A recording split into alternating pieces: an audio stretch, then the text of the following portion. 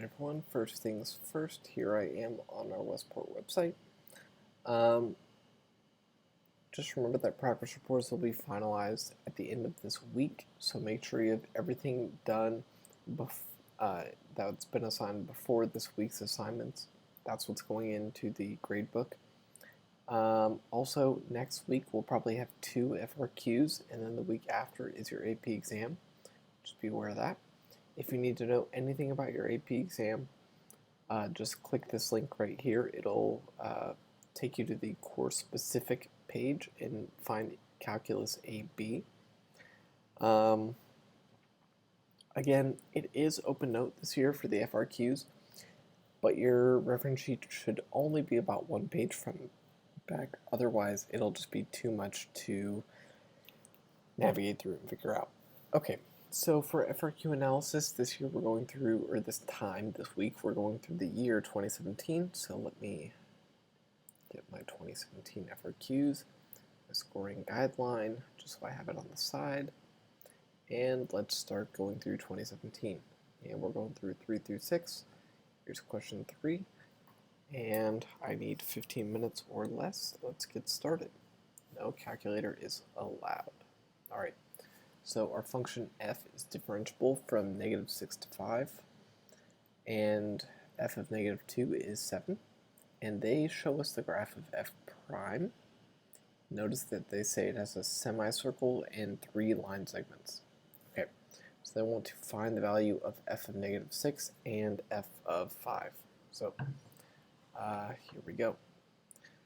All I can do for part A, this is technically not on the AP exam this year, but it's good to understand what's going on here. F of -6 is going to be where we know we were at -2, plus the integral from -2 to where we want to be of f prime of x. This is called the new position function. Technically not on this year's AP exam. Still a good idea to know based on fundamental theorem of calculus stuff that is still on the exam. So again, to find f prime of 6, it's the last previous known value, which is 7. That value occurred at -2, and go to where you were integrating from. Now, because these bounds are like out of order, what we're going to do is we're going to say, okay, it's 7 minus, we're going to switch the sign of the integral, and we're going to make it read in numerical order from -6 to -2 of f prime of x dx. Now, from -6 to -2, we need to look at the graph of f prime and figure out the area, essentially, of that triangle from -6 to -2. And that triangle has an area of minus the area of that triangle, which has a base of 4, which has a height of 2, times 1/2, because the triangle formula is 1/2 base times height. I'm going a little out of order here, but it looks like f of -6 should be 7 minus 4, so it looks like it should be 3. So in closing, f of -6 is 3. Okay, now they want to know f of 5, so same idea. Our last known value was 7, and that happened at -2, and we need to go up to 5 of f prime of x. Again, new position is not on the AP exam, but we're still just practicing integration kind of by area, quote unquote, which is still a useful skill. So this time that's 7 plus the area of this semicircle. This semicircle is below the x-axis, so it's going to be negative half of the area of a circle, so half of pi r squared, and notice the radius here is 2, so half of pi r squared, negative because it's below. And then we have 2 triangles going on here. The first triangle has a base of 1 and a height of 2, and that's multiplied by half. So that first triangle, and I'm thinking of that as this right here, first triangle, really just has an area of 1. 1/2 base times height, figure out how that happened. The second one is 1/2 base times height over here. This one's going to have an area of, it looks like 2. And so that means that f of 5 is really equal to, let's see here, 7 plus 1 plus 2, so that's 10 minus 4 times a half times pi. So let's see here, that's minus 2 pi. And there we go. And let's just see if we're right. Number 3. All right, 3 and 10 minus 2 pi. Awesome. Okay. Part B. On what intervals is f increasing? Okay. F is increasing. F is increasing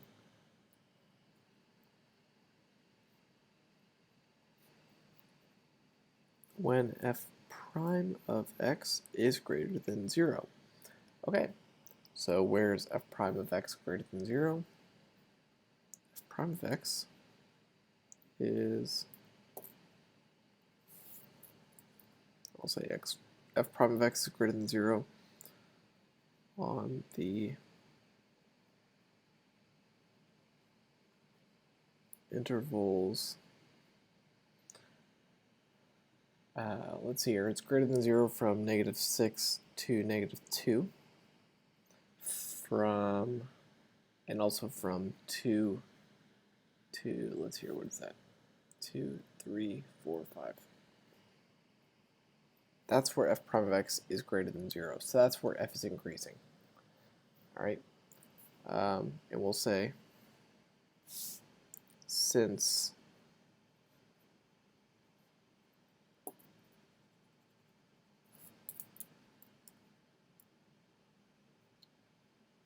f prime of x is above the and x axis on these intervals. Notice we can't say it's above on exactly -6, -2, so we have to use open intervals there. Oh wait, ooh, interesting.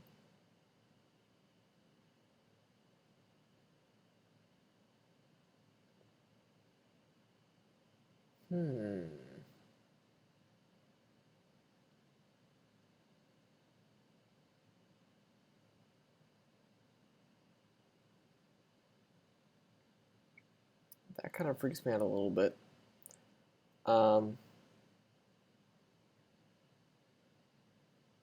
But yeah, so that's just one of the things we're going to have to kind of deal with here, is that more so it's the justification here, which I mostly wrote down.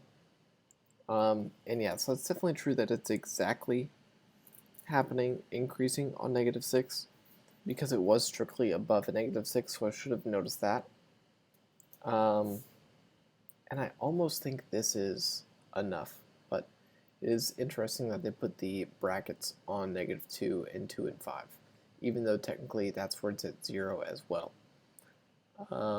Definitely unique, but that's all we're given. All right, up next, part C. Find the absolute minimum of f.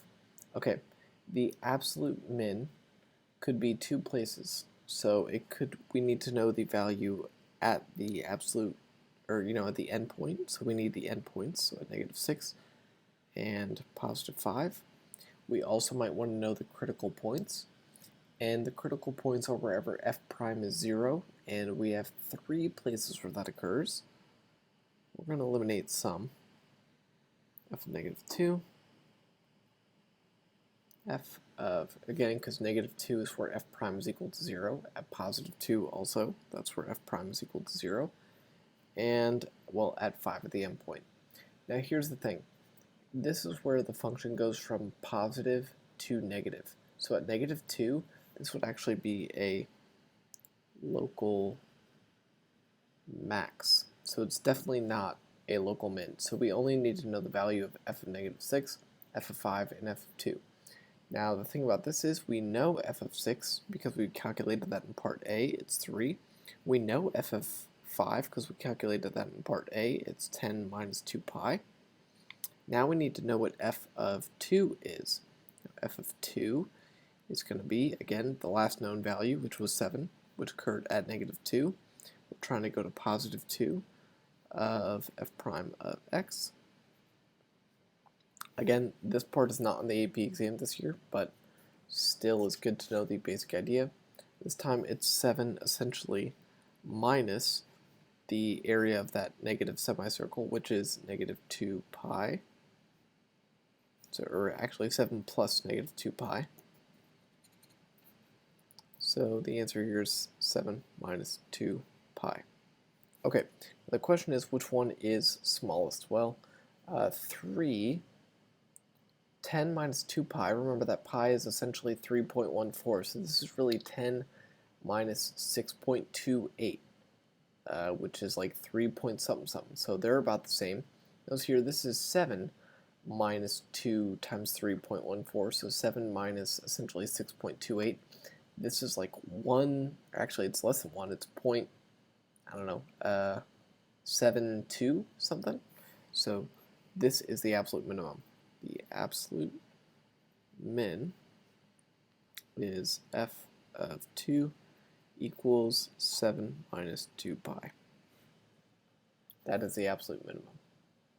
Alright, now again, it's because the endpoints are greater than that local min. Okay, part D.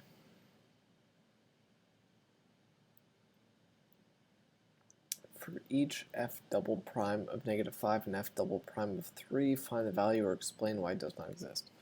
Okay, part D. F double prime of negative 5. So, f double prime of negative 5 is the slope of f prime at negative 5. So the slope of f prime, because this is f prime, the slope is, let's see here, down to right 4. Negative 1/2.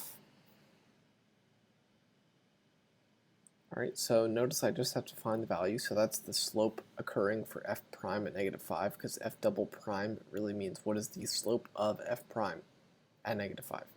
Hopefully I've said that enough to where it makes sense. Last but not least, f double prime of 3 does not exist. Now, why is it does not exist? Because look at f prime of, or f prime at 3. At 3, we have a sharp corner. So,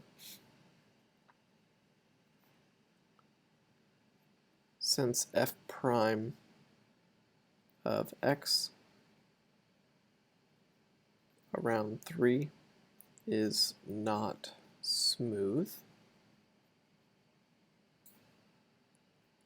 it is not differentiable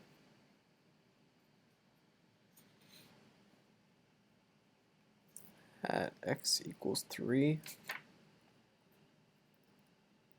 Thus, f double prime of 3 does not exist. Alright, so let's check the scoring guideline here. Let's see what they said. So again, they kind of do the same approach here. They give all the table values. Now, I kind of just argued away that I knew negative 2 was going to be a local max because we went from increasing to decreasing. So it's definitely not going to be an absolute min if it's a local max. Again, f double prime, we can just see the slope there of that line is negative 1/2. And they take a very interesting approach here, but I do believe you could argue my way. Essentially, since it's not smooth, it's not differentiable, it has a sharp corner is what we would call that. It's another way of saying what's going on here, but they're arguing it from a limit approach. Okay, that's question 3.